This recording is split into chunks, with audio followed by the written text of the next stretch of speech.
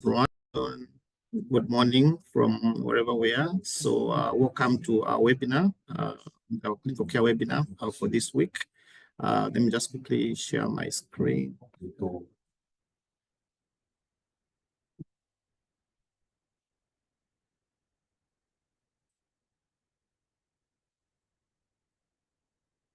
Right. So today on our WHO Africa CDC case management webinar, we are focusing on Mpox treatment unit design. We've lined up quite a very rich panel that will take us through on how the Mpox treatment, the standard Mpox treatment sites are actually need to be designed to provide optimal care to Mpox patients. But before we proceed, we'll just take you through some of the ground rules for this webinar. So please kindly note that this is a virtual training webinar which adheres to the code of conduct that prevent harassment, including sexual harassment at WHO and Africa CDC events. Also to let you know that interpretation services will be available in English, French, and Portuguese. In terms of our questions and chats, so please ensure that you use the Q&A box for questions regarding the topic and the presentations. Also, you can use the chat box for questions regarding any issues you may have, IT, logistics, certificate of attendance, or if you want to introduce yourself, you can use the chat box. Kindly note that this session is being recorded and your attendance is consent to be recorded, and a certificate of attendance will be available through the University of New Mexico via the link that we provided in the chat at the end of the session. Also to note that Project ECHO collects the registration, participation, questions and answers from these sessions and poll responses for this program, and we share with WHO and Africa CDC at their request. This data may be used for reports, maps, communication, surveys, quality assurance, evaluation, and of course to inform any new initiatives that we may have to conduct in the future. In terms of evaluation, so to really help us measure the impact of this series, to improve these engagements, please complete our series evaluation. Please follow the link which will be shared in the box during the session. So as I did indicate, today we've got quite a rich panel. So we're going to receive some welcoming remarks from WHO. Jamie from WHO will take us through the opening remarks. Then we're going to have the current Mpox AP updates. Dr. Rashidatu going to provide that. And then we'll get straight into the technical aspect of this webinar. So start with case management of Mpox, screening and triage, which will be provided by Dr. John Messina. Then IPC WASH in Mpox treatment unit, Tendai, we're going to provide this presentation. And finally, we'll look at the Mpox treatment unit design and standard recommendations. Anna and Zongo from WHO are going to make those presentations, and then we should go into the Q&A session. So to get started, I'll hand over to Jamie to just give us a few opening remarks. Jamie, over to you. Thanks very much, Patrick. And for those expecting Janet Diaz, I'm clearly not she, and for that, apologies. But a very warm welcome from WHO Geneva. And I just wanted to open with thanks. Thanks to Africa CDC and the WHO colleagues for such a great partnership that's really being fruitful. Thank you to the Project ECHO team who pull all this together and who are not forgotten behind the scenes and keeping us all in check. Thank you, and thanks to the participants. And I know this has been really a rich series, multidisciplinary teams from many different countries, and I think the questions and the time that the people coming back time after time speaks to the quality of speakers, and we'll see that later, but also to the ongoing need.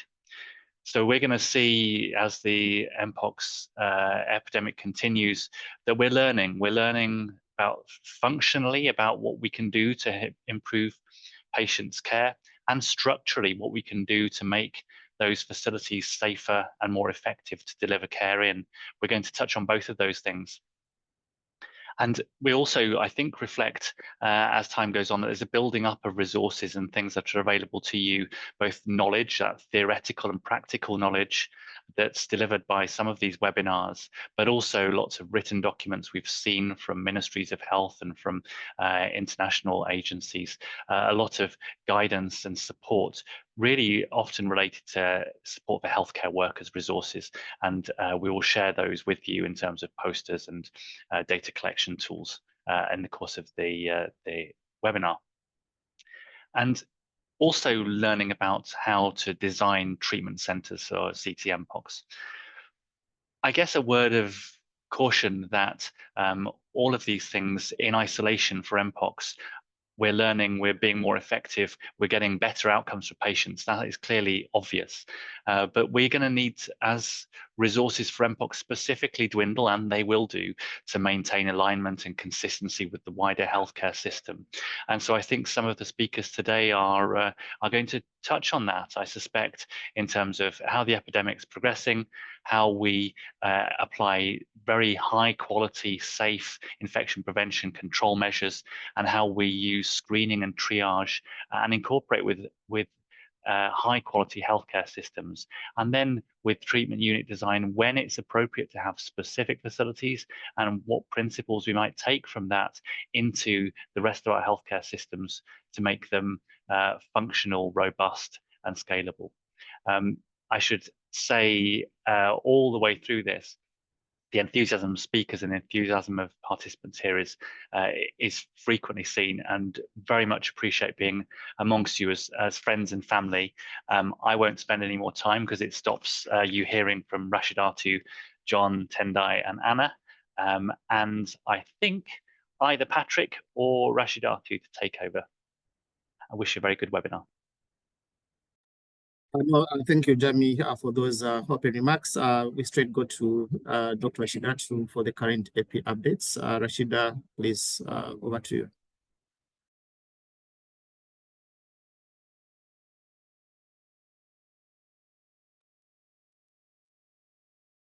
So thank you, everyone. Thanks, Patrick, and also many thanks to Jimmy for this brief introduction. My name is Rashidatu Fuad Kamal, and I'll be talking you through the most current epidemiological situation in the region. This is as of week 13, the epi week 13.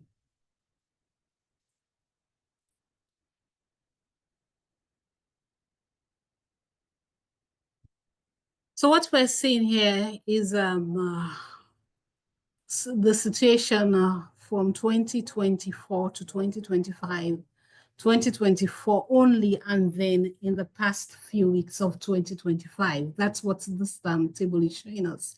So the indicators, I would like us to take a look at the suspected cases from 2024 to 2025. We see cumulatively we have about 118,000 cases.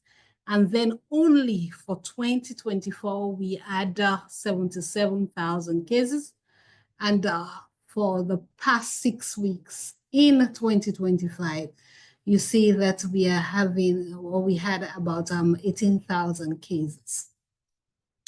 And for the suspected death, we had about 1,800 deaths or 1,700 deaths in between 2024 and 2025.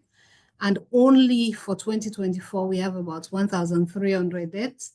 And for just the past 6 weeks, we have about 153 deaths. Now, I also want us to look at the test positivity rate. You can see that it's enclosed in red. We have an increase in TPR, the test positivity rate, just in these few weeks in 2025, which is about 41.9%. And that the case fatality rate among those that have been confirmed, we can also see that there is an increase in the CFR in just the past weeks in 2025, which is about 0.9%. And currently we have about 15 countries that are reporting cases, and of these 5 are reporting deaths. So this table also shows us the countries that are currently reporting cases, and we can see that the first three countries, Uganda, DRC, and Burundi, account for about 93% of all the confirmed cases. Now, this graph or this slide shows us the epic curves of the countries that are said to be high burden countries. We have 9 countries, but then what I think we need to understand from this slide is that the 3 countries that are currently showing an increase in the number of cases. You can see that DRC is having a slight increase in cases as of the last week. The same for Uganda and then Sierra Leone. So of these 9 top or high burden countries, we have DRC, Uganda, and Sierra Leone that are showing an increase in cases. Now, for the deaths, we also have the countries that are driving the mortality in the region. And for these, we have Uganda and the DRC with the greater proportion of deaths. You can see from the graph on my right that Uganda is reporting death, and currently they have about 30 deaths so far reported, and the DRC 20 deaths that have been reported in 2025. So these countries have been categorized into 3. We have those countries, that is the one in red, which has sustained human-to-human transmission, and they include DRC, Congo, and the rest. And then we have the countries that are reporting sporadic cases, and that's South Sudan, South Africa, Angola, and Ghana. And then the yellow box shows countries that have history of Mpox and are bordering countries that are currently in outbreak situation. We have 17 countries that are reported to be active, and these are the countries that the slides will be shared afterwards. I will not go into detail. And then we have countries that are said to be in the control phase, which are about 6 countries. So we have the clades that have been detected. I'm sure this has been repeated over the past trainings, wherein we have the 2 types of clades and then the subclades, 1A, 1B, and 2A and 2B. So these are the countries specific for the different types of clades. We have Central African Republic that is showing or having a trend of clade 1A. Clade 1B, we have Uganda, Burundi, Rwanda, etc. Clade 2A and B, Liberia has reported these clades. And then we have clade 2A, Guinea. And then clade 2B, we have Nigeria, Ghana, and Sierra Leone. Clade 1A and 1B, DRC, Congo, and also Congo, and then 1A and 2, Cameroon, and then South Africa. So these are the countries that are reporting these clades. Basically, what we need to understand is that mainly the clade, for instance, clade 1A, clade 1 is associated with the zoonotic transmission, whereas the clade 2 are associated with human-to-human transmission. So basically, even though we are seeing for some of these countries, except for the 3 that I had highlighted that are showing an increase in cases, we are still not out of the wood, in the sense that even though some of these countries seem to have plateaued or actually showing a decline in the cases, but then I think we need to up our game and also to continue our effective surveillance and monitoring systems. So what we need to take home is that we as a region we are still reporting cases, and we need to strengthen our genomic surveillance and strengthen our surveillance capacities, and also to invest in a frontline healthcare worker surveillance system so that we'll be able to manage and contain this outbreak. This is my last slide. Thank you for listening, and I'll hand you over again to Patrick. All right, thank you, Dr. Rashidatu. Let me straight go to Dr. John Messina for the presentation on case management, looking at triage. John, over to you.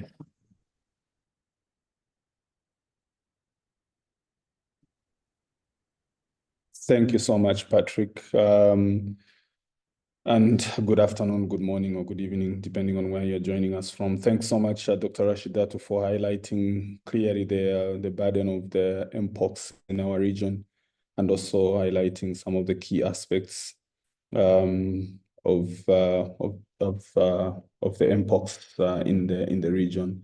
So I will take you through the case management presentation, and I will focus mainly on triage and on screening and triage to resonate with the presentation from my colleagues that will follow after me. My name is John Masina, and I'm part of the clinical care team at WHO Afro. I'm based in Nairobi. I'll take you through their presentation in the next 10 to 15 minutes, just highlighting the screening and triage for Mpox. So the objectives of the presentation in the highlights, I think I'll try to look at what's screening, and then I also give the standard WHO Mpox screening tool, and then I also try to look at what is triage, also highlighting the standard WHO Mpox triage tool, and then I'll look at the triage tool for differential diagnosis, just to help in isolating these patients as well. So basically what we are talking about is we need a unit that will not only isolate patients, but what we want to highlight today, and of most importance, is that we want a unit that is going to give a comprehensive management of these patients. And this treatment unit design should be with respect to IPC measures, transmission by direct close contact, protecting the healthcare workers, not just to isolate, but to isolate and treat. And I think this will resonate in most of our presentation throughout today. We are not isolating these patients, but we are isolating them and treating them. And this will be an holistic care with medical, nutritional, and mental health support to these patients, and focus on patient, staff, family, and communities. I think that's one big aspect of the treatment. And then the next big aspect is just to look at optimization of standard of care, and this will be based on the PAM007 results. And this is systematic assessment and monitoring of patients, and also just managing their complications, resuscitation, and also prevention of prevention and care of complications that might arise from skin lesions or bacterial infections to these. And then the next aspect of this is the specific therapeutics. As we know, we do not have available specific therapeutics for Mpox at the moment, but we do have a lot of research ongoing, the STAMP trial that we are awaiting results, the PAM007 study that is also awaiting full results, and also the ongoing trials like the UNITY and the MOSA, supported by the Africa CDC therapeutic study. So these will be our basis of management of these patients into three arms: the design, the optimization of standard of care, and the specific therapeutics. So Mpox clinical care pathways are really important, and I think this will also come handy when we talk about the designs in the last presentation. So patients will come in, we'll do the screening of cases, then the suspected cases will be triaged, and the diagnostic tests will be ordered, and the further assessment in terms of triage will be done, and then the confirmed cases and the suspected cases as well, before confirmation, will be considered either for home-based care, depending on the severity assessment, or other assessment in terms of capacity for good home-based infection prevention and control, and mechanism for follow-up. And I think this we discussed in the home-based care webinar in a couple of weeks back. And this becomes also very important. We decide who goes to the hospital care and who goes to, and those that are non-severe, that will be kept at home, and then the follow-up and the discharge. So this care pathway is very important to be adapted to our local context, and it's very important also to understand how the flow of these patients will be. Okay, so for this remainder of the presentation, I really want to focus on what's screening. So basically, screening is just identification of suspected Mpox patients using a standard case definition. And we do have standard case definitions, and these standard case definitions will keep on changing depending on the epidemiological outlook of the outbreak. And I think we learned this very well in the COVID outbreak, and how the definitions kept on changing, sometimes linked to a geographical area, and then later on widespread, if there is widespread human-to-human transmission, like Dr. Rashidatu explained, the definition again will keep on changing. But it's very important to understand this and ensure patients are managed within an appropriate Mpox pathway. So we create the pathways and we understand who is a suspect, who is not a suspect. So why do we do this? We want to isolate and treat. Like I said, we are not just isolating, we are isolating and treating these patients using, ensuring stopping the spread of the infection. And where do we do this? During an epidemic period, we'll do this in all health access points, communities, traditional health practitioners, all levels of usual health systems, and Mpox-specific facilities as well. We need to do this screening. And this becomes very, very important. How do we do it? We are using a structured screening list of questions and symptoms directed at clinical assessment. And this is our Mpox screening tool that has been developed. There will be some questions on characteristics of the rash itself, how acute, and what are the sequential stages, how are the lesions looking like, and there's a pictorial view of different regions, and we're going to share this, and you have a closer look. And it's very important to differentiate this from other rashes, and I'll talk about this as well when I come to the differential diagnosis. Here, we will follow the clear circuit or pathway established at the screening center to separate Mpox suspected from non-suspected. Infection prevention is really key, and my colleague will talk about the aspects of IPC in the next presentation. For Mpox suspects, we reduce all possible delay to treatment, especially urgent treatment of pain. That's very important. And triage for clinical danger signs, which I'll talk about in the triage section, and evaluation for facility care versus home-based care, which I think we know from the previous webinars as well. And then what's triage? Really, triage is just a quick assessment of patients upon arrival and classify them to either they have an emergency sign or they have signs of priority. So we assess and quick attention. So we've identified them from screening. Now we are assessing them, who needs urgent care, who needs care that can be slightly delayed. And this becomes very important. This will help in reducing the mortality as well, and will also help in allocating appropriate resource to appropriate patients. So we look for danger signs. Note that triage should be very quickly. Without emergent signs, it takes an average of 20 seconds, and important to assess multiple signs at the same time.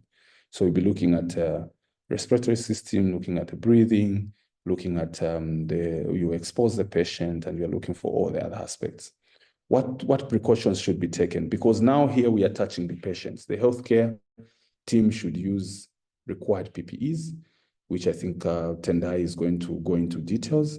Have equipment and supplies to manage resuscitation of critically ill patients. So in the design, you really need to make sure there's an acute bay where you're going to treat these patients, and then prepare space which allows for resuscitation and high acuity patients. How do you do this again?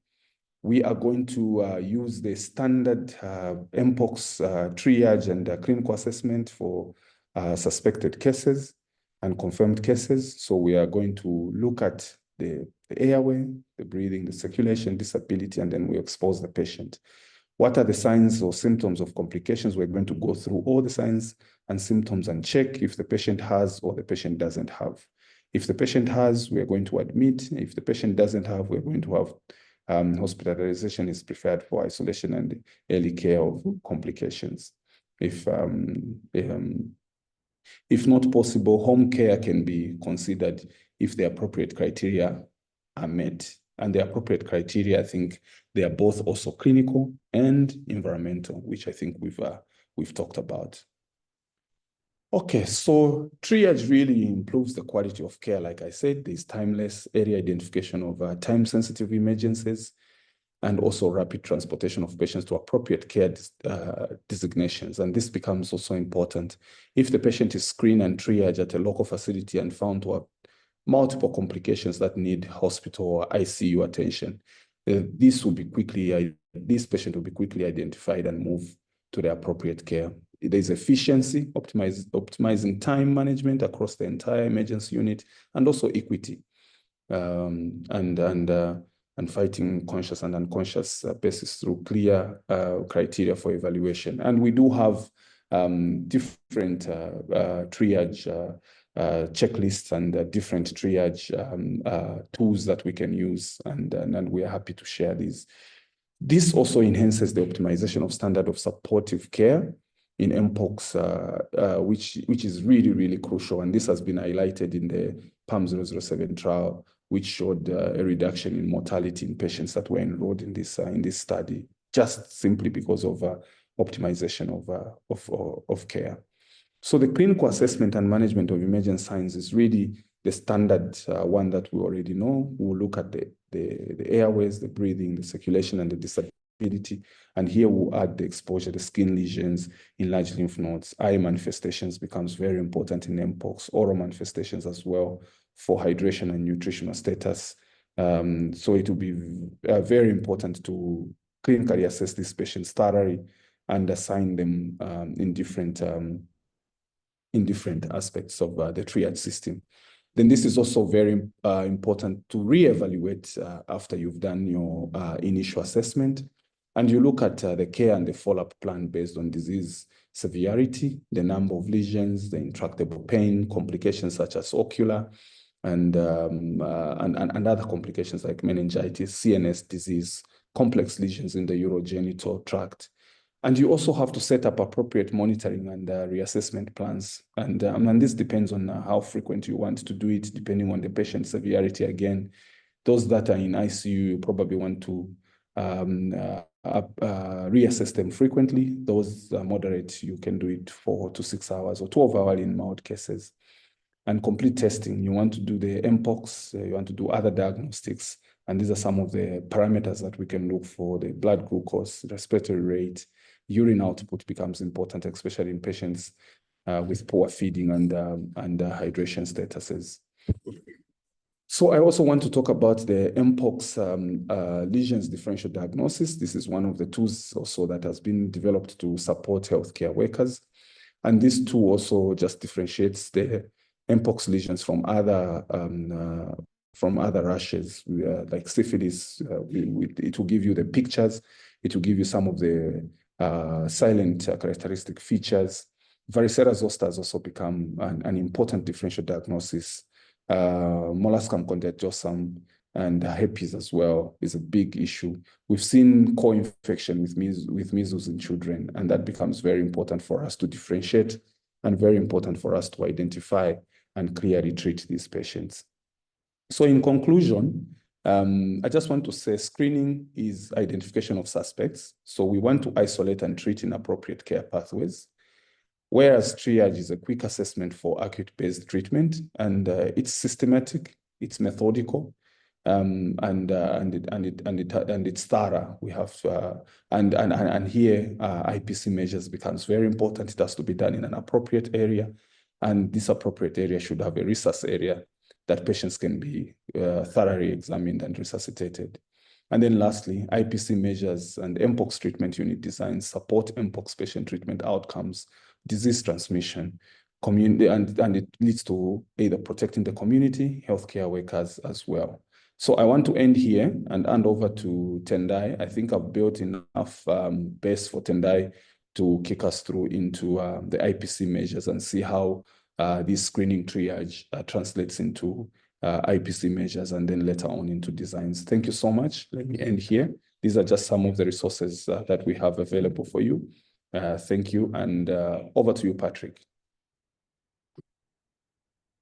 All right. Thank you so much, Dr. Dr. John, for such an insightful presentation, really highlighting key practical steps to ensuring that we comprehensively carry out screening, triage, clinical assessment, ensure that we're able to correctly identify Mpox cases and timely institute clinical measures to manage those cases. And also the critical element is how are we optimizing the supportive care to Mpox as the only care right now that we have to ensure that we have better outcomes. Thank you for highlighting those important aspects of managing Mpox cases. So that rightly leads into IPC measures in these facilities. So Tendai, the floor is yours. Over to you.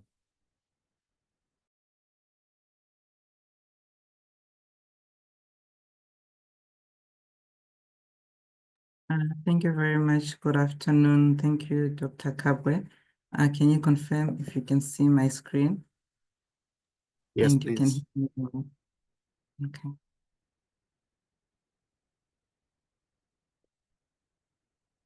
So I'm going to take over from where Dr. Masina has left off, and I'll talk about IPC in the healthcare facilities and in the treatment centers. And for infection prevention and control, we are really saying what measures can we put in place to break the chains of transmission within the treatment centers, and what policies can we have within the treatment centers.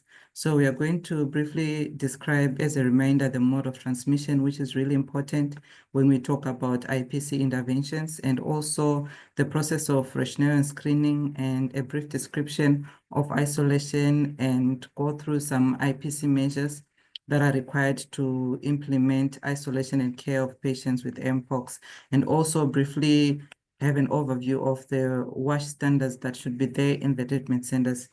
So as a brief reminder, in IPC, we always talk about the chain of transmission, which is really important. And it's important to understand how the virus is getting into our body, the modes of transmission. And we're saying it enters the body through broken skin, the mucous membranes, and the respiratory tracts. And also patients are considered infectious until the lesions have crusted. So in terms of transmission of, there's animal to human transmission, which has been recorded, which can be through bites, hunting, eating animals, the non-human primates, and also terrestrial rodents.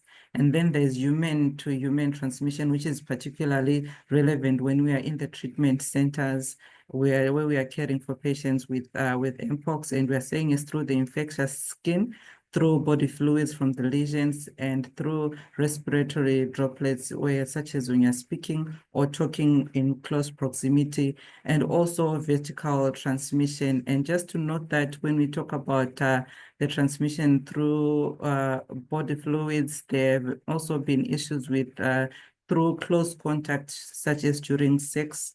And however, there's need for more information, I think more research to understand the mode of transmission through semen or vaginal fluid and other bodily fluids as well. There's also fomite transmission, which is through indirect contact with contaminated objects such as clothing, the linen, and the surfaces and the equipment being used in caring for the patient.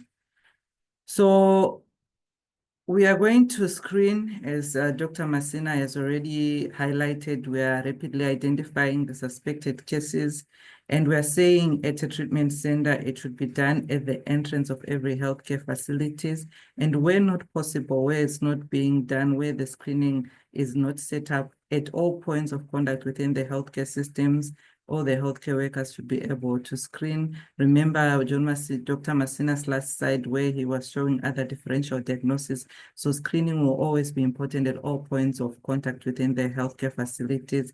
And once we've screened, we are now isolating, and we are putting the patient's suspect cases in single rooms, separate from others. This is a key measure, which is a transmission-based precaution, where we want to protect the other patients from Mpox.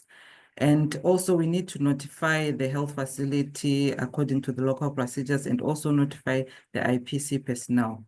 And now we talk about the healthcare facility. Dr. Masina spoke about the tool that is used at the screening facilities. In terms of the IPC, we need to set up a screening area at all entrances to the healthcare facilities of active transmission, guided by the epidemiological data. And everyone should be screened: health workers, their patients, the visitors, those who are bringing supplies to the healthcare facilities, the support staff. All personnel getting into the hospital or the healthcare facility should be screened. And also we encourage that the healthcare workers have a high level of clinical suspicion and always rely on the updated case definitions. And at the screening area, we are also reinforcing adherence to the standard precautions such as hand hygiene. Before entering into the screening area, the recommendation is to have a hand hygiene station that is available there. Also, in addition, we are saying that we should ensure that a distancing of 1 meter should be available in the waiting areas where there are many of people who are waiting to be screened. There should be a waiting area which facilitates for 1 meter between the patients. And also at the screening area, it's usually very helpful to have a table in between to enable there to be a 1 meter distance between the health worker and the patients that they will be screening. Also important to note will be, as you can see from this diagram, what we have on the screening area. We have the infrared thermometer, the alcohol-based hand rub solution, and also the medical masks available, noting that if a patient is considered to be a suspect, they should be given a medical mask to put on. And also the healthcare worker, depending on the risk, they should assess the need for the PPE that they can use in the screening area. For the supplies to be used for the screening area, we have a screening tool, as already mentioned, with the PPE, which will be based on risk assessment. And ideally at the screening area, not much PPE will be required, as we are also emphasizing the need for physical distancing, 1 meter between the healthcare worker, and non-touch techniques during where you are doing the screening. So if there is need, you might need maybe a medical mask for the healthcare worker based on the risk of exposure, and also masks for the suspect patients. There's also need for hand hygiene equipment and poster, as we always emphasizing. We say the mode of transmission is through direct contact, so hand hygiene is critical, and we have posters to remind at the screening area. An infrared thermometer with extra batteries, waste bins, and access to cleaning and disinfection equipment at the screening area will be important, and also signage for the public areas with screening questions to instruct and alert healthcare workers. And this diagram is just showing where the positioning of the screening area at the entrance of the healthcare facility and the isolation, which will be away from the healthcare facility. Now we move on. Once we have screened, we have said we are going to isolate the patients, the suspect cases, and isolation, we are separating the suspect or confirmed with Mpox from the other patients. And to achieve this, we need to isolate them in single rooms, preferably with their private toilet and shower, which are dedicated for them. Which should be available for the suspected and confirmed cases. And we must also note that it is important that although we have isolated the suspected and the confirmed, we should only cohort confirmed cases if we do not have single rooms available, but still maintaining a 1 meter distance, and we do not mix the confirmed and the suspect patients. Don't cohort suspect patients with or other Mpox confirmed cases. So for the principles of isolation here, we are saying that it will be critical when managing patients to prevent the spread of infections. And these key principles need to be in place to ensure a safe and effective isolation environment. We are talking about patient placement. Isolated patients should ideally be in single rooms with dedicated bathrooms and proper ventilations, and their movement should be minimized as well to reduce transmission risks. And also there should be plans for patient transport and movement. In some instances, the isolation facilities will be not have dedicated treatment centers and the patients would need to be moved. So would need to have dedicated transport policies in place to move the patients from the isolations to the designated treatment center. The standard-based precautions should always be applied. We're going to talk about these. We're also saying visitor and patient well-being, they should also be supported and be well informed while the patient is in the treatment center. We need to have WASH standards to ensure that we have proper waste management, adequate water supply and sanitation, and also cleaning and disinfection of the equipment and the environment where we are caring for the patient, and also supplies and management. We need the availability of IPC supplies, cleaning supplies for us to be able to implement appropriate infection prevention and control measures. As we've mentioned, as I've highlighted in the previous slide, the standard precautions are really important because we're saying regardless of where there are health workers in the treatment centers, they should apply standard precautions at all times for all patients. And these include the hand hygiene, proper respiratory etiquette, the use of PPE guided by risk assessment, safe injection practices, sharp safety, the cleaning and disinfection of the healthcare environment, the handling of linen, handling and management of linen, and the cleaning and disinfection of patient equipment and instruments. The sharp safety, I'm going to briefly talk about sharp safety here. Is very important when you're caring for patients with Mpox, and WHO has some guidelines on vaccination for Mpox for listing the IPC measures. We are saying that also there has been cases of healthcare worker exposures due to unsafe injection practices, and we advise against use of sharps when you're collecting specimens. Instead, we recommend swabbing of the lesion should be performed. And also it is critical that we follow the 7 steps for injections and sharps management each time when we're caring for patients in the treatment center. In addition to the standard-based precautions that we have mentioned, the hand hygiene, where we are doing the 5 moments of hand hygiene, as we may all be familiar with, we're talking also about the transmission-based precautions. And this come into play when we're dealing with a specific pathogen. And in this case, we're dealing with the Mpox virus. And as we have discussed in the modes of transmission, we talked about contact, direct contact, we talked about indirect contact, and also talked about droplet transmission. It means that we have to put in place contact and droplet precautions to be implemented for anyone with suspected and for the confirmed cases. And we are saying that in the treatment centers and in the isolation centers, they must have dedicated equipment for each. If possible, where it's possible, we should have them as disposable machine. And where it's not possible, this dedicated equipment for, let's say, the treatment unit, it should be cleaned and disinfected between each patient use. We should not go around all the patients coming into the isolation or triage. We are using the same equipment without cleaning and disinfecting it.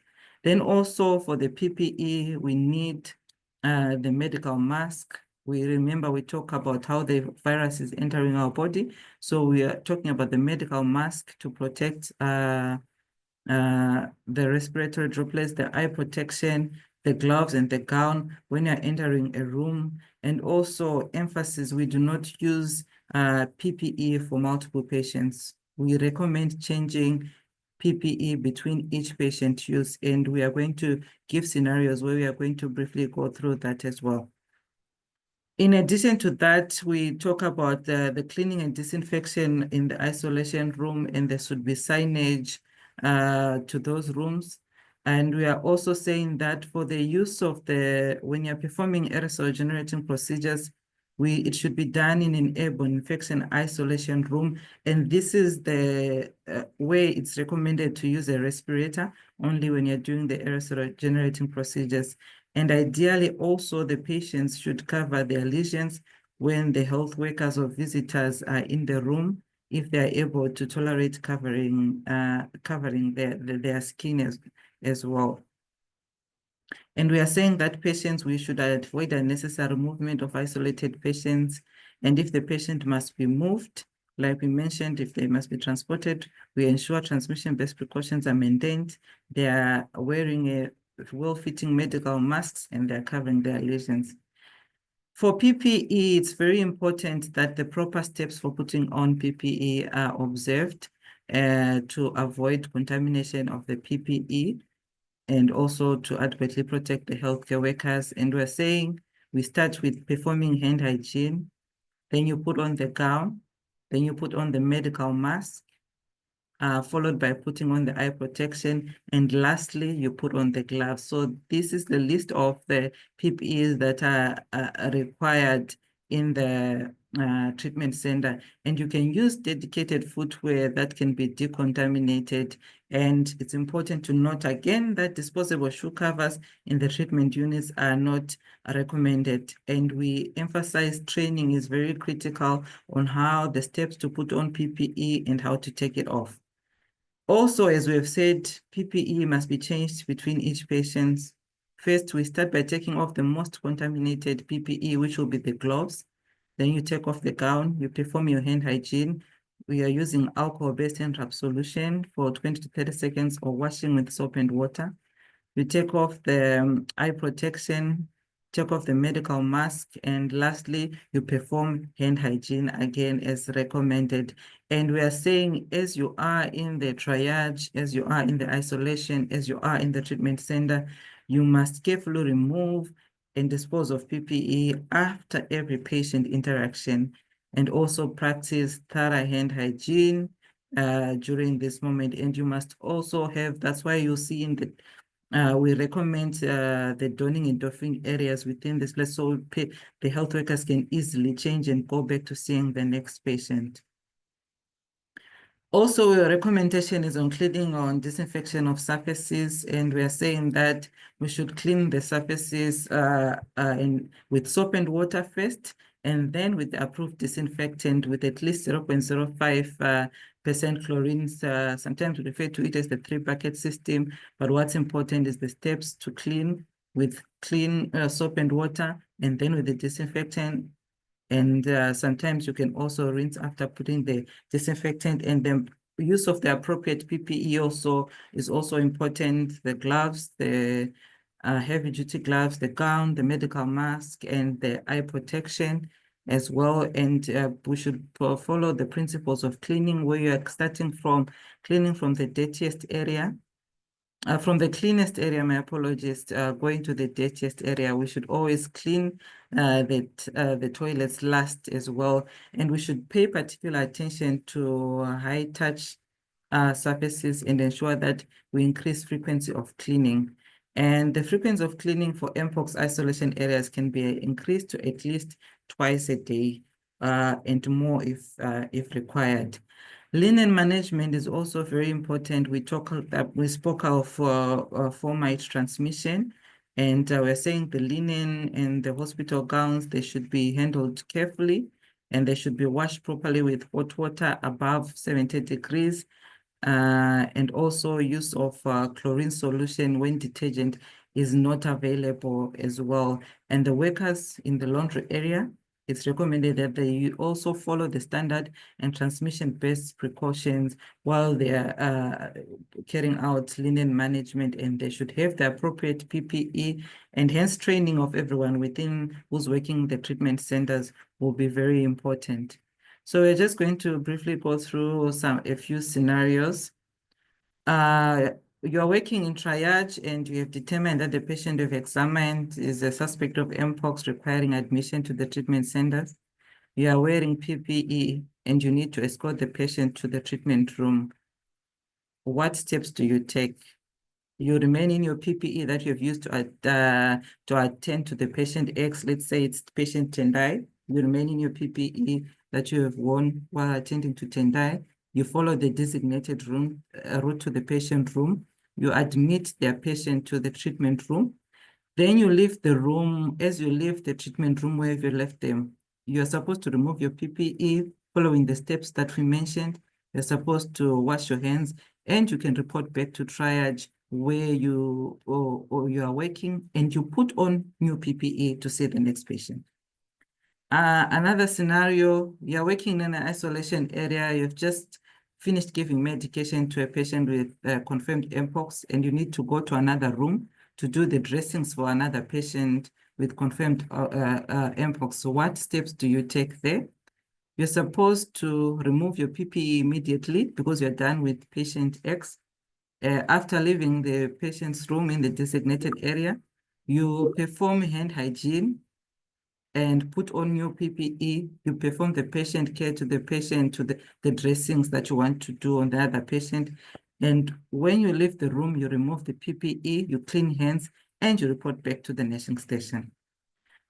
Just another scenario emphasizing a risk assessment when selecting PPE. A 37-year-old woman suspected to have Mpox, and your task as the healthcare worker is to perform physical examination. In the environment, a single patient isolation room with family present. You are supposed to assess the likelihood of exposure as the healthcare worker due to the close contact and physical touching of the skin of the patient.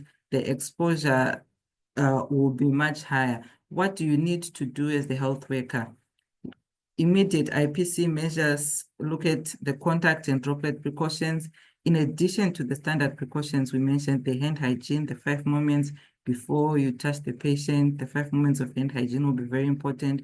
You put on the well-fitting PPE after hand hygiene as recommended. Follow with the steps: gown first, medical mask, eye protection, and lastly, the gloves. When you are done, after you remove the PPE, you go outside of the room and practice hand hygiene. Then frequent cleaning and disinfection of the rooms should also follow, and also patients should remain in isolation and not mingle. Visitors are also very important for the well-being of the patients while they are admitted. And sometimes, although alternate methods can be recommended of communication, the visitors can be allowed, but they need to be instructed and trained on the proper IPC measures and practice the proper hand hygiene, all the standard precautions that we spoke about. And they also need PPE, as you can see in this diagram illustration here. They have a medical mask, and they're also wearing a gown, and they also have gloves. They should also be given instructions on their contact while they are there, and also how to take off the PPE and properly without contaminating themselves and washing their hands. Now, just to briefly go through the wash, which is critical. For water, we realize that for all the IPC measures that we have spoken about, we need water to wash hands. We need water for a lot of things within the healthcare facility, for personal hygiene, for the patients, for cleaning environment, for laundry, for cooking. And we're saying for each patient, the requirement is 60 liters per person per day, and it will be recommended that the healthcare facility, based on its capacity, we have a minimum of 2 days of water storage on site, and we multiply it by the number of days that we need. We should always have emergency plans for alternate water sources, and if possible, water tracking from a safe water source so that we always have adequate water supplies. In terms, we spoke about dedicated latrines for the isolation, for the suspect cases, and for the confirmed cases. We must ensure that in our treatment units, it's also critical in IPC, we have sufficient space for mobile toilets that can be put in place. And we must make sure that the latrine is easy to clean, and that they're accessible for children, and also we have functional hand washing stations with soap and water within at least 5 meters. Then waste management is really important. We're saying all waste from patients with Mpox in the treatment units, in the isolation units, in triage, all waste from these areas is infectious waste, and management of this waste, including the PPE that is being, should be done in accordance with your local regulations for infectious waste. In the absence of such, there's a guidance from WHO on how to safe management of waste as well. And also we're saying the waste management processes should be done, the minimizing, segregation, all these processes should be done to properly manage the waste.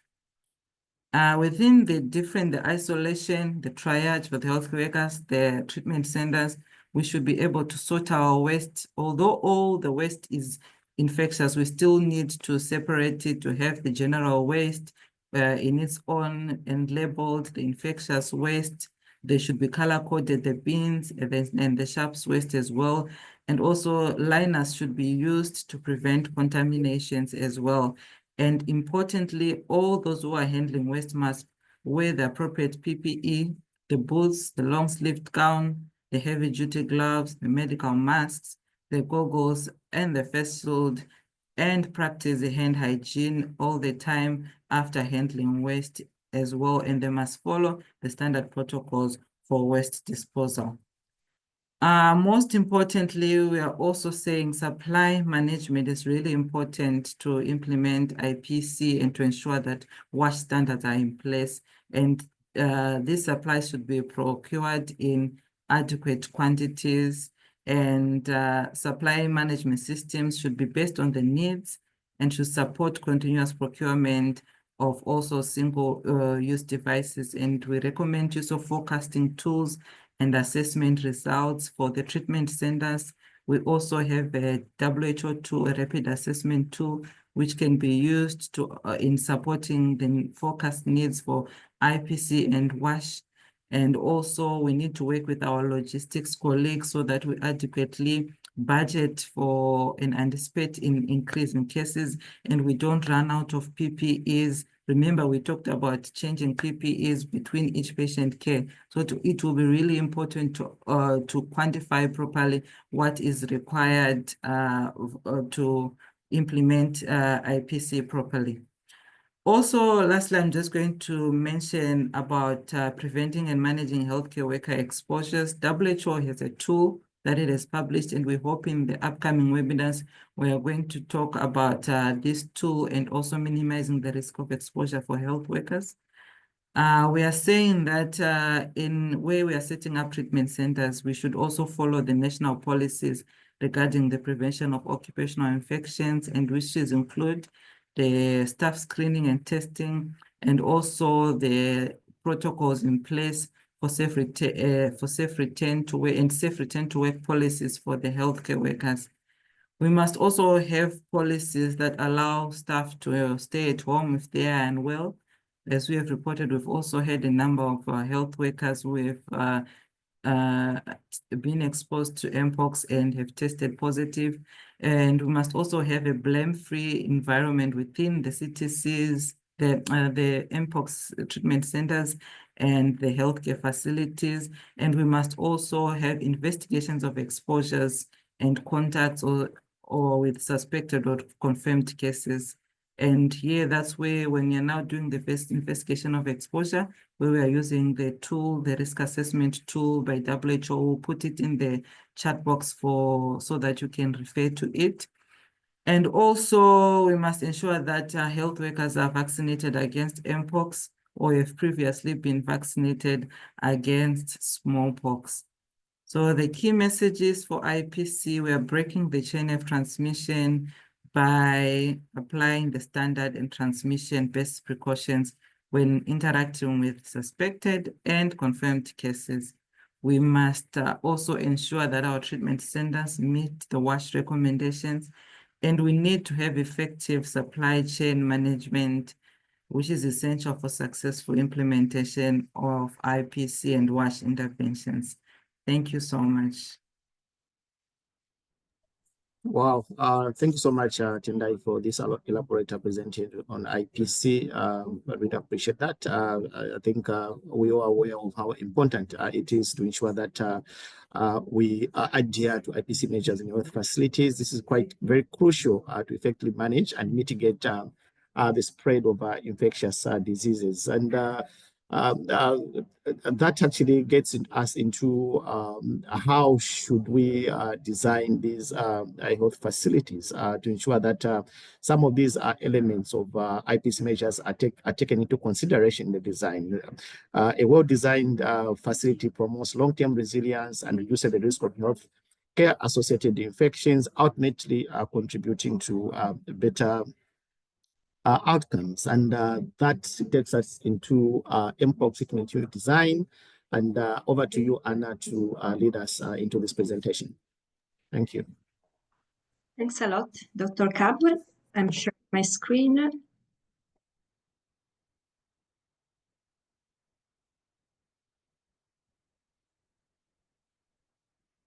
Okay. So good morning and good afternoon to all.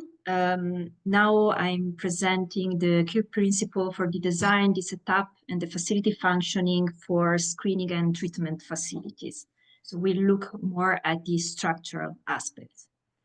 So I want to mention that in February, WHO released the interim practical manual for designing, setting up, and assessing the health facilities in the context of Mpox outbreaks. And this publication is available at this link that I will copy later in the chat. So the objective of today's presentation is to partially cover the contents of the manual. And I will try to focus on addressing these the three questions that you see here in this slide. So where and when the Mpox facility should be installed, and how the Mpox facility should be designed, really looking at their purpose and therefore their key features and key characteristics. I'll describe three types of Mpox facility that are commonly used during the presentation. So we will focus on the screening and the temporary isolation facility. We will focus as well then on the treatment ward in the existing facility. And we will focus at the end on the standalone Mpox treatment center. I want to mention that in this slide, you see the illustration showing tents, but it's important to note that the principle that I present today apply both to the temporary structure, such as, for example, the tents, but as well to the existing facilities that can be reproposed to be used as Mpox facilities. So we start with the screening and the temporary isolation. So it's important to note that all the point of access to the health system, so whether we are talking about a primary healthcare center, a clinic, or for example, a hospital emergency unit, all those points of access should have the screening capacity to ensure the early detection of the suspect cases. In addition, it's important to have one or more temporary isolation rooms available with a dedicated toilet. The patients with suspect or probable Mpox wait in this room for the referral to the appropriate treatment facility or ward. From a design perspective, it's important to keep in mind that the screening area can become a bottleneck in accessing the healthcare services. And for this reason, it's really important with the design to facilitate the crowd management, to ensure, for example, a clear wayfinding system to guide the patients through the pathway. It's important to design sufficiently large waiting areas to accommodate also the distancing between people inside these areas. And it's important as well to have an appropriate and a sufficient number of isolation rooms. The screening we said at the entry point of any healthcare facility. The location is really strategic because it should be selected, the location, trying to ensuring that everyone that is entering the healthcare facility undergo the screening. It's important to note that according to the characteristics of the healthcare facility or the compound, we may have one screening or more than one screening. It really depends on the characteristics of the different entry points that a facility may have. Screening and temporary isolation can be installed in, again, both temporary structures, such as tents, for example, installed really at the entrance of the compound, or can be set up within some existing rooms of spaces inside the existing healthcare facilities at the very entrance of the health facility. When the screening and the temporary isolation facility should be installed, well, it should be installed as soon as the first cases are identified and should stay there until the end of the outbreak. We see here in this slide a basic configuration that is characterized by two tents. In the first tents that we see here, we can clearly see the desk where we have the screening station, but as well a larger area that can be used as a working area for the staff. In the other tents, we have a partition that is creating two different temporary isolation rooms with the dedicated toilets just in front of the rooms. And we have also a dedicated exit for the ambulance. In terms, again, of design, it's important to enhance a clear wayfinding system, as already mentioned. It's important to maintain the physical distancing and ensure it thanks to the design. And it's also important when we are selecting the location to install a screening and a temporary isolation facility, it's important to have easy access to a water source. We see here an example. So the same configuration that you have just seen here is reproposed into a layout, showing as well the different flows. As we mentioned, here is the critical point. Here is where the screening is happening, and we see the clear separation of the two flows. The non-Mpox patients are following the non-Mpox pathway, and the Mpox patients are following the red arrow. So they are accessing the area that is highlighted in red, where they have the isolation rooms. It's important to note that we are suggesting to have a separated entrance for the staff. The staff is working where we have in these tents, where we have the screening station and other working station. And the donning and the doffing are really close to the patient's bed. So as close as possible to the patient bed. As we said, it's really important to facilitate the putting on and taking off frequently of the PPE.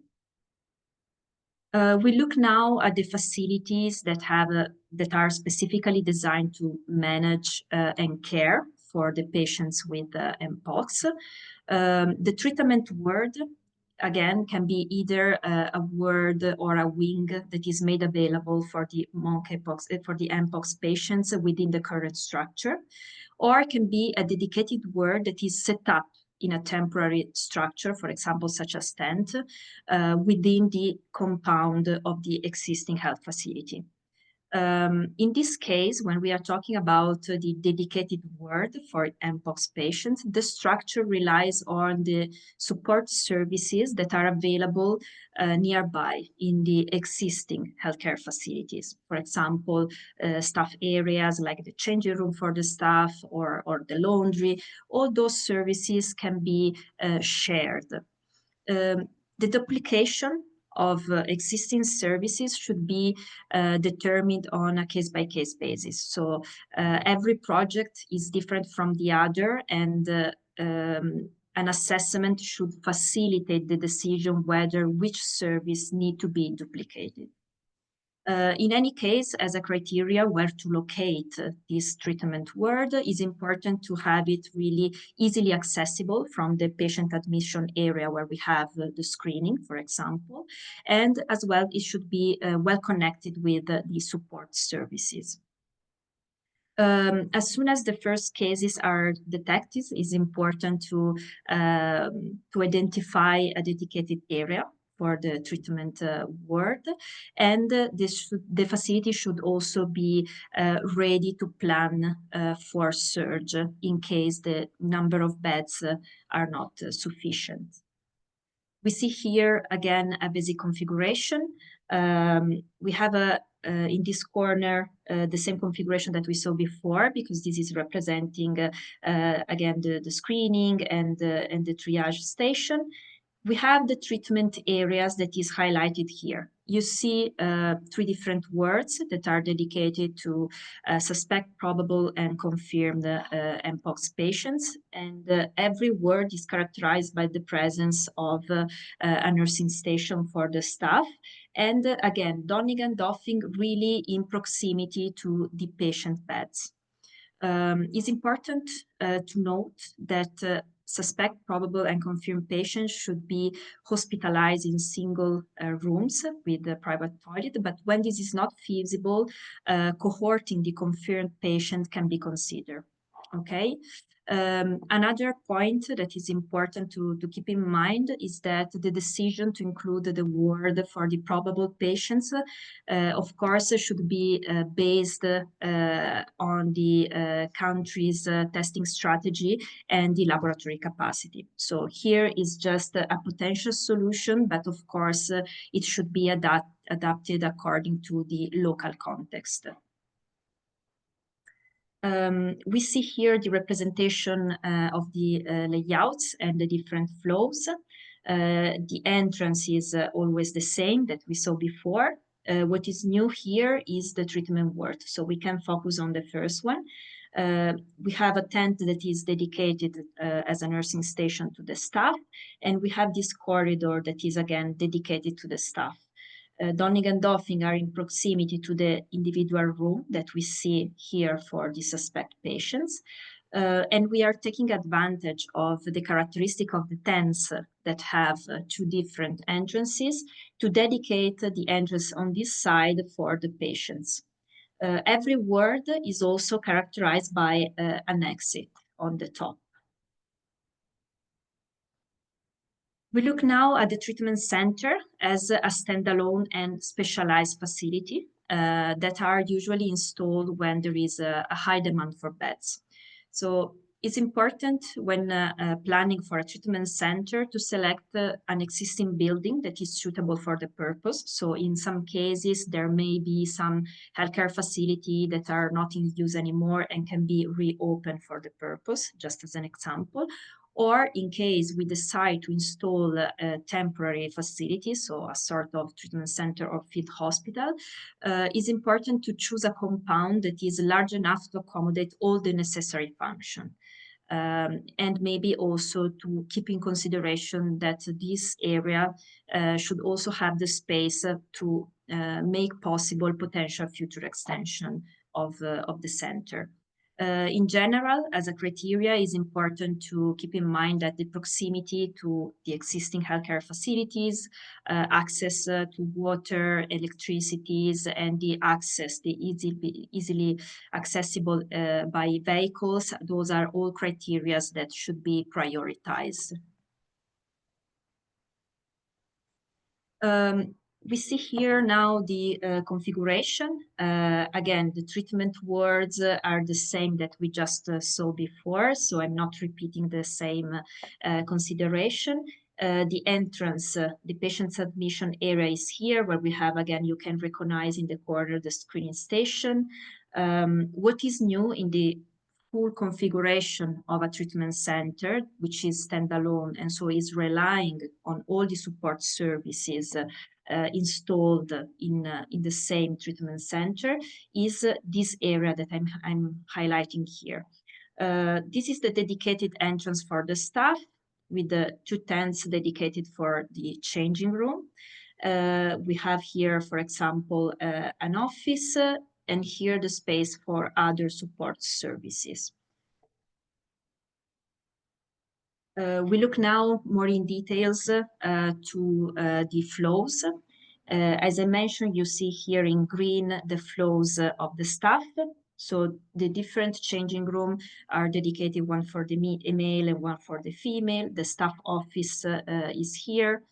Here we also highlighted some space to be used as a logistic warehouse or a small pharmacy. We have here the space for the laundry, an area dedicated to the water tanks. And also we have in this corner the space for the morgue in this area that I'm highlighting here, and as well for the waste zone.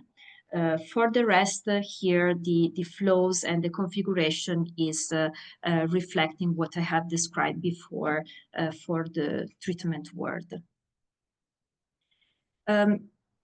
In general, like a common question that I received is it better to go for the repurposing of an existing facility, or is better to set up a new facility?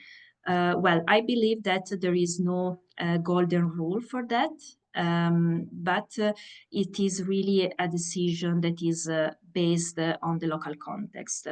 However, I try to list here some general consideration that may help in supporting the decision-making process. So what we can say in general is that when we go for the repurposing of an existing facilities, these facilities maybe are already like better designed to respond to the climate and the weather condition. They may already meet the required national safety standard and regulation.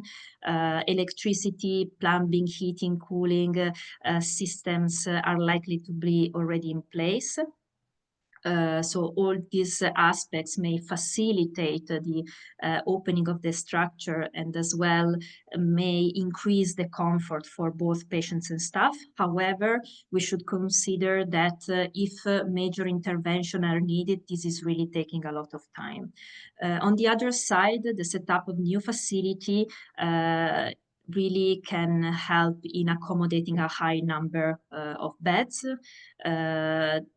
If for example, tents are already stocked nearby in some warehouse, this is really supporting in opening a treatment center in few days. And so this is something that should be considered when needed. So we have here just a couple of examples of criteria that can be considered. But again, what I want to highlight is that these decisions should be made case by case, according to the site context. Before closing my presentation, I want to highlight a couple of resources. The first one is the Essential Item Estimator tool, which is a WHO tool that was developed to support with the estimation of all the essential items that are needed to open and manage a treatment center. Based on few inputs by the user. So the user is typing the number of beds, the average length of the hospitalization, the period considered, for example, and the tool is supporting with the estimation of the biomed devices, the drugs, the PPE needed, and the items to support the IPC procedures. You can find the tool at the link that you see here. I will copy later in the chat all these useful links. And eventually, finally, the last resource I want to present is Tecne. Tecne is a network of architects, engineers, and designers. It was established in 2020 and is helping and supporting with the design of treatment center or with the repurposing of existing facility, reviewing of the layouts. So really, this is a tool that you can take advantage of if you need a support with, again, the design of treatment center or the review of some layouts. You can find the contacts here, so the website and as well the email that, again, I will copy later in the chat. Thank you so much, and I will leave the floor to my colleague Mamadou Zongo, who is presenting some really interesting example of application of this principle.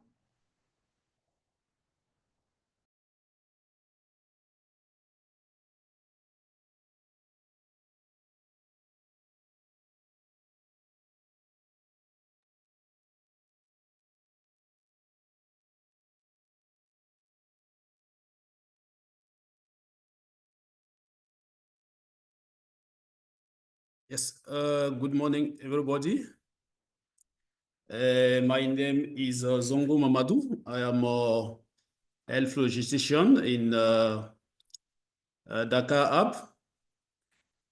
Yeah, I got the opportunity to be deployed in Burundi. As you know, Burundi was one of the sick country with a big number of cases of Mpox, where we try to implement some health logistics activities. And then it was a good experience. We say, okay, it will be also an opportunity on this platform to share it. It can be an example for the future or for other countries. Okay. Slide. Just to give you some figure on when I arrived in country, what was the number of cases, around 600, 700. And when I was leaving, it was like more than almost 4,000. And the number of districts was affected. This information came through the CTREPS. Slide. Yes, as you know, as a health logistician, our activity was really based on all the OSL functions, meaning a partnership in coordination, supply chain, health logistics, and operations. But here I will focus only on health logistics, which is more related to the treatment center and other activities, also related for sample transportation and also with treatment center mapping. Yeah, on that regard, what we have been done. Yeah, first of all, when we arrived in the country, there was a lot of challenges. To be able to support the treatment centers, we have started by doing some kind of mapping of health facilities for Mpox. We developed, and also based on that, we prioritize some facilities based on the affected areas to be upgraded, and also work closely with other partners like UNICEF and MSF to assign some facilities to each agencies. This presentation will be mainly focused on what as WHO, what has been done. Slide. Yeah, I was talking about the treatment center mapping tool. At the beginning, there was no visibility on treatment centers. We don't know where the treatment centers are then located and how many have been taking care of patients. No information was existing.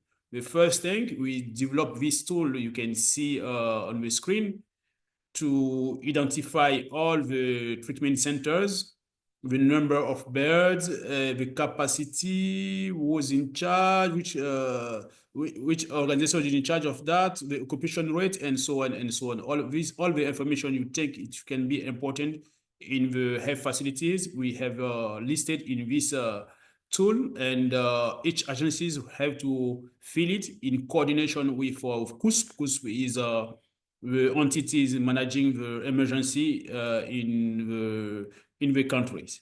It helped really to have a big picture on all the treatment center in the country. And yes, it helped also to, at the end, to have a visibility on the bed occupancy and the daily occupation rates as well. This information regularly shared, and it helped also for patient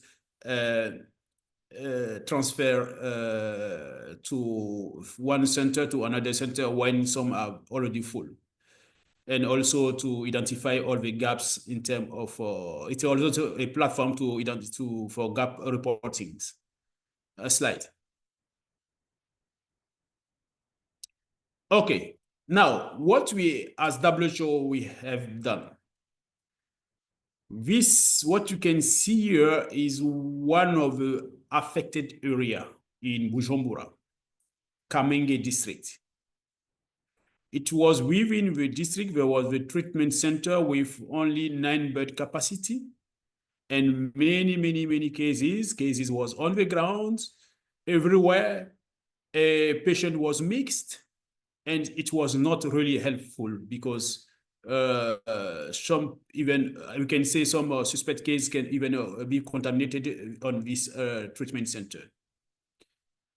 And I'm not talking about the poor situation of WASH and IPC. After discussion with our partners, USAID, and so on, yeah, we got a fund to be able to develop a treatment center. There was at around 500 meters to this place, let's say a meeting area where we can see at your left part of the slide, the picture, you see this shelter. It was 2 like this existing, and we decided to the municipality, the district have allocated to us to try to see what we can do there. The first point is we did is to do a site visit, see the situation, took all the information related to the size and so on. And I'm taking this opportunity to also thank Anna, because we work closely together to develop this treatment center. Yeah, we share all this information to a unit where she's working, Techne, she talked about that, which is based in HQ. And we plan to make this layout you can see on top right. There was like 440 bed capacity for confirmed cases, and around 10 bed for suspect cases. This we took like 10 days to build this CTC, this treatment center, Mpox treatment center. There was also staff area, meeting area, confirmed case area, suspect case area with appropriate flow, as you can see on the picture on top. At the end, we can say we increased the number of beds from 9 to 60. And the good thing as well, there was a single rooms for each suspect cases. Even it was not enough, but at least we succeeded to do that. I'm not talking about IPC, WASH and IPC standard, all we have been set up properly. A training has been done also accordingly. Next. Yes, this is just to show you the opening ceremony with WR, the Ministry of Health at middle, and USAID who have found it at the right side. Next. Okay, this is another treatment center we have developed as well. This is still in Kamenge, in this affected district, but it's a military hospital. There was also a treatment center there with a 10-bed capacity. And the same situation was facing in Kamenge district. It was the same at that side as well, but here it was a bit better. But it was not enough to contain most of our patients have been referred there. We get the request from the CUSP to develop in this empty area you can see at my left. And to be able to build something as quickly as possible, we decided to do a temporary facility with tents. We do the design for Techne, and Anna was in charge of that. We draw all the possibility to connect it with our existing treatments, existing facility by following the appropriate flow and so on. We can see on top right. And then at right side, you can see already what it look like.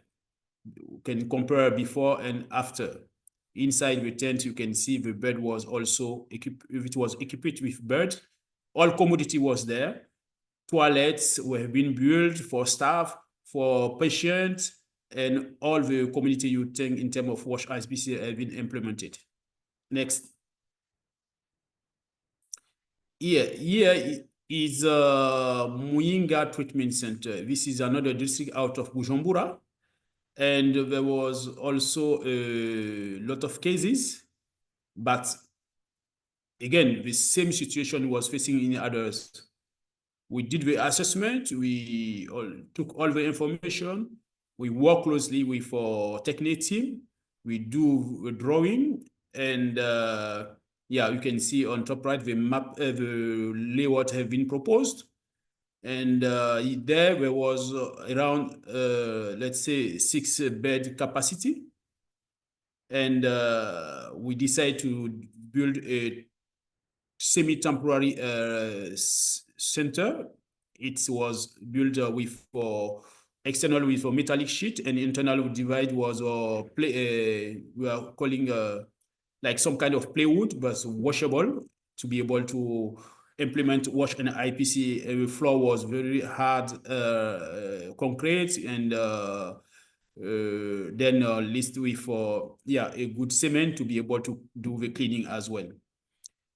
We at the end there was like 10 bed suspect case beds and 40 confirmed case bed. Toilets, individual toilet for suspected, shared toilet for confirmed, and appropriately what have been done accordingly. Next. Yeah, as you know, we are deployed there for some periods. We couldn't live without some kind of capacity. We took this opportunity also where we was going to implement all this work we have been done closely with Minister of Health people. At each site, work have been done closely with them. And there was a training after the implementation. Before the opening, there is a training to staff members on the flow and also on wash IPC installation there. And for military, we request them to give us a number of military where we train them as well to how to deploy the tent, how to also dismantle for decommissioning. We try to do this exercise with the team on ground. Yeah, and yeah, of course, for lab team as well, we try to support on waste management, specifically on GenExpert use cartridges, management, and disposals. As you know, it was also used for patient diagnosis, like sample diagnosis. This is what I would like to share with you as a small experience we did there to support the country. Yeah, next, and over to you.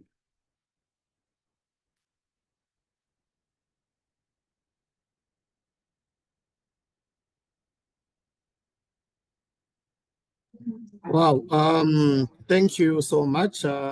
Quite a rich presentations, colleagues. I think I'd appreciate it.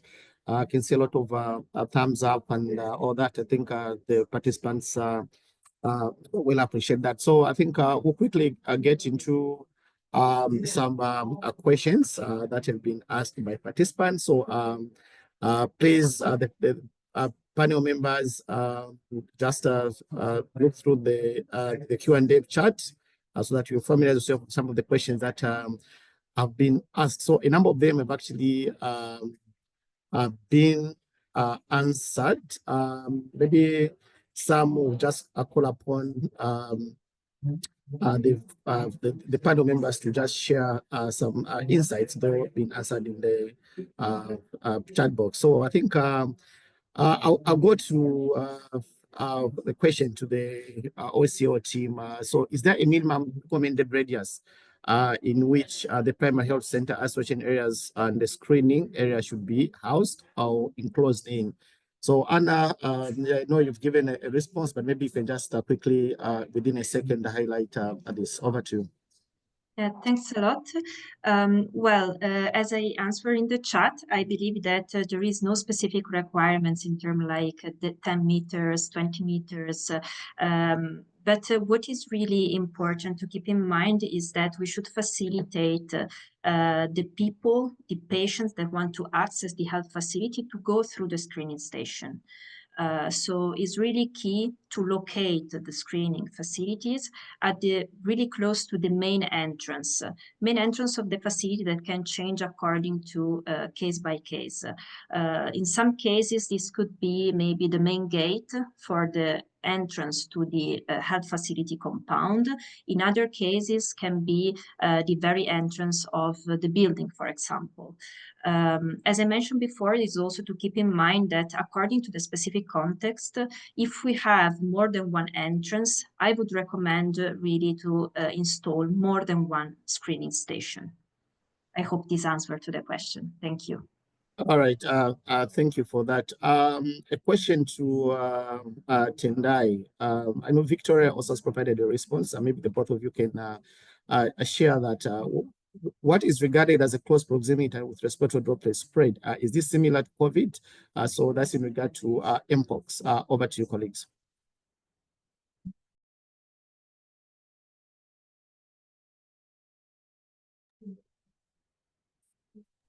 Tendai, I would want to take that up. Guys responding, or yeah, or if she would like me to, but I can start. So, of course, we know that the primary route of transmission for Mpox is through close contact. So actual contact in some way with the lesions that the person has who has Mpox or their mucous membranes. However, if the person has lesions in their mouth or in their throat or in their respiratory tract, there is a risk of what we are now calling direct deposition. So that's from the infectious respiratory particles that can be expelled when talking or just when eating, that sort of thing. And so in that respect, that's where we go with the 1 meter. So if you're within a close proximity, within a meter or so, at least 1 meter, then we advise that you do wear a medical mask for the risk of that kind of transmission through the direct deposition of infectious respiratory particles. Otherwise, it's definitely close contact in the context of touching the lesions. Of course, that would be much more direct than the direct deposition. So hopefully that's clear. I don't know if Tendai wants to add anything. All right, thank you, Victoria. So we're going to allow participants, if you've got any question you may have, you can just raise your hand and give an opportunity to ask that question live. So to Tendai, there's this question on IPC. Should we also disinfect the conveying vehicle frequently to ensure the vehicle doesn't have any of the viruses which can be unhealthy for any of the new occupants? So how regular can this be done? Tendai, would want to take that up?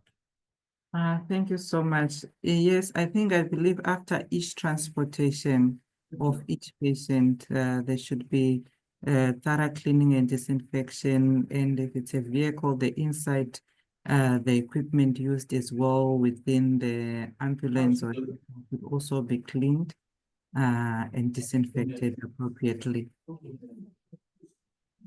All right, well, you're on. There's also another question for the IPC team. How many gowns would a healthcare worker go through in a typical Mpox care day, as changing gowns is required between patients? Over to you, IPC colleagues. So I suppose with this one, the epidemiological data will be very critical in trying to forecast the number of patients, the treatment center or the isolation center they're going to see. So that is why it will be very critical for the surveillance to help us as we are trying to map and forecast the quantities that are required. For us to answer this question, it typically depends on the epidemiological situation. How many patients are we seeing per day? We focus based on that, and we are able to have adequate numbers of PPEs that we can change after seeing each patient. I don't know, Vicky, if you have any other comments. Yeah, just to note that so it really depends on how many encounters the health workers will have throughout their shift with the patients. And you have to also include considering the support services. So the person who's going in to clean and disinfect the room, any waste management. So you have to consider all of that when you're thinking about how much PPE to order. And so that is considered in the estimator tool. So I think Anna put it in the chat, the essential items estimator tool. And you can go in there, and depending on the number of beds, those calculations can be pre-calculated for you. You could put in the number of beds, the number of health workers, et cetera, and it will come up with a number on how much PPE you would need to consider ordering when you're setting up the center. But you do really need to think about not only the number of staff and the number of patients, but how many encounters per day or shift your staff would have with the patients. And the idea is we do want them changing. You want to order enough PPE that you're changing it between every patient visit. We don't want to see people going from patient to patient to patient wearing the same PPE, if that is at all possible. We want to avoid that because you're risking bringing contaminated items to the next patient. Thanks. Excellent. Thank you, Tendai and Victoria. So again, to the panel, there's this question that keeps on coming in terms of the protection. Once somebody receives the vaccines, how long is immunity? How long is the protection? And also about the smallpox vaccination, those who received, are they also protected from Mpox? So any panelist can please unmute and provide a few reflections on this. Over.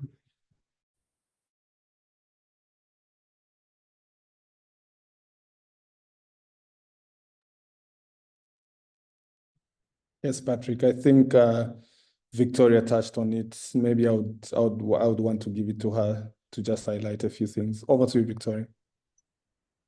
I'm not the vaccination expert by any means. I know. But what we do know sort of is that if people who have had smallpox vaccination in the past are being considered immune to Mpox. So they're not the target group right now for Mpox vaccination. So generally we're accepting that if you've had a smallpox vaccination in the past, you're likely protected still at this point in time from Mpox. That being said, that's I'm going to date myself, an older population like myself. We haven't been giving smallpox vaccinations for many, many years. It's been considered eradicated. So most of our younger health workers and population are not having any immunity towards Mpox. So it is important to implement the strategies from WHO that are being, and I'm not the expert on that right now. That would be a separate webinar on vaccination.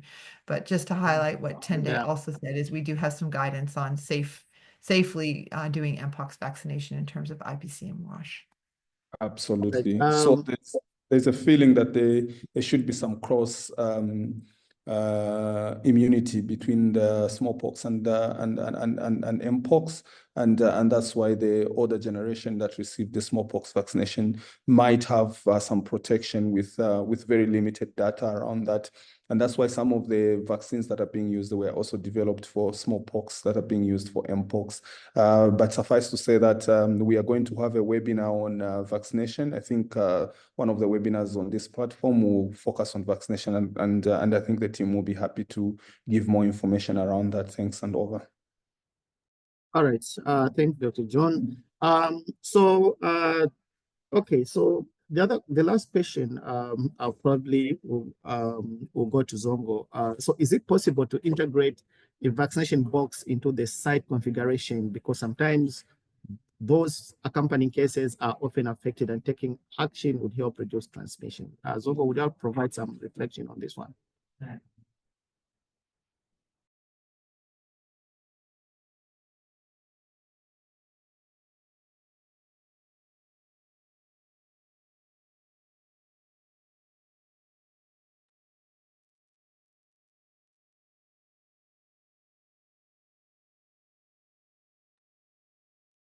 Hello, can you hear me? I think Zongo must be speaking muted. Mamadou. Or maybe Anna can talk about it. Is it possible to incorporate a vaccination box into the structure? Again, I think that configuration should be designed on a case-by-case basis and also according to the specific condition of the existing healthcare facilities. But yes, we can have, I mean, incorporated in which sense? Maybe right after the screening station, we can have a separated and dedicated area for the vaccination. Again, we need individual booth there, and we need that all the IPC measures are as well respected and in place in that structure. I think I don't know if there are like more questions on it or if this is enough as an answer. Absolutely. I think what is really key in this is to just make sure that the IPC measures are followed and the flow of the patient will respect the IPC measures and also will respect the flow in a Mpox treatment unit. Just the way the suspected wards are designed with each dedicated toilet and washroom and hand washing facilities available, that should be the principle. I think that should be followed, and the design can be made according to those principles. And I think it's a very good question because this also borders in both the treatment and also the prevention. And I think it becomes very important to think through it. But the IPC measures should be respected at all times. I don't know if Vicky has something to add. Just to remind everyone that the people who are getting vaccinated would be your healthy individuals. So it is, as Anna and John have both said, really important to have a separate flow, that they're not intermingling with the people who may have Mpox. So identifying them through the screening and then sending them somewhere else and having the space, as Anna has mentioned, to have that center set up. And we do have some IPC and WASH requirements for vaccination activities, and I'll pop it in the chat. Thanks. All right, thank you to both John and Victoria for those, and let us take an opportunity to just appreciate all the panelists, I think, for those insightful presentations. They've learned a lot, and I know a number of participants have learned a lot. So at this point, I'm going to hand over to Professor Yap, who is the Deputy State Manager for Mpox at Africa CDC, and also ask him maybe to even just quickly summarize a bit on what the next steps is for the insect management support team for Mpox in terms of the intensification and in terms of the legacy that will remain after the Mpox response is done. So, Prof. Yap, over to you.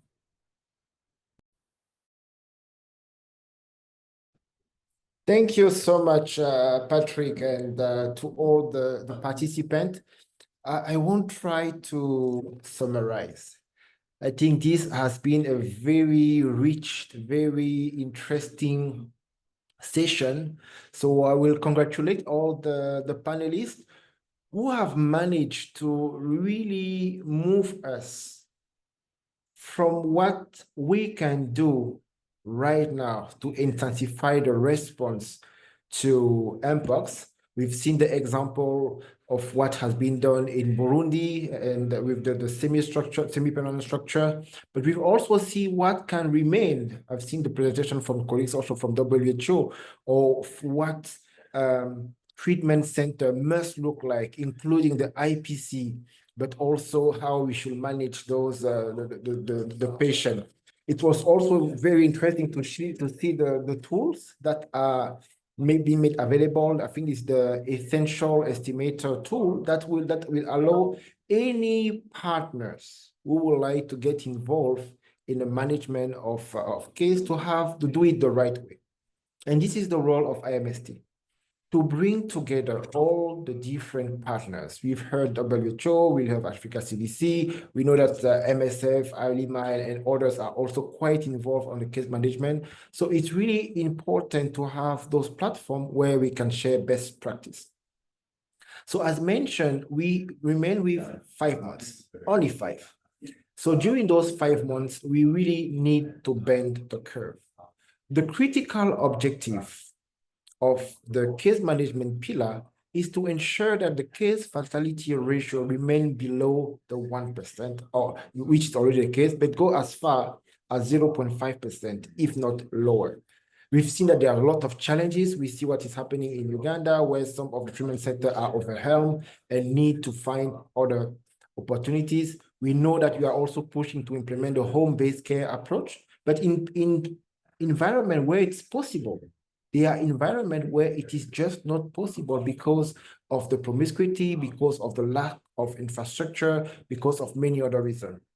So that way we move from the intensification to the integration to understand how we can bring different partners. There are partners for the emergency, MSF, part of WHO, Africa CDC, and so you also have the partner for the development, the World Bank and others. Those will be there for the more for the long term. So the importance right now, and this is a call for action. We appreciate all the support given already by all the partners that I've mentioned. The GIZ was also supporting us to implement some quick activity in the following weeks. So now we need to leverage more fund at the level of the member state, but also at the level of all our partners to ensure that we reduce the case fatality ratio below the 0.5 as we intensify the response. But also we must leave some structure like the one that I've seen shown, so that for the next outbreak, whether it's Mpox, it is some other disease, that we have those structure. I was happy when we were in Goma with the RD from WHO, Dr. Chikwe, and we were seeing some of the treatment center that has been built at the time of COVID that we're now serving for Mpox. So this has to be the same. Let us ensure that how the country that are exposed, that are responding to the Mpox currently, may have a different picture before and after the Mpox outbreak. This will be our legacy. And the last legacy, of course, is how we all work together to work toward one common objective. So thank you, everyone. Thank you so much, Patrick, for the leadership of organizing that session, and with all your colleagues, the team member, and we wish you all a nice afternoon. Over. All right, thank you so much, Prof. Yap. Bye, everyone. Until next time. Thank you. Thank you. Bye-bye.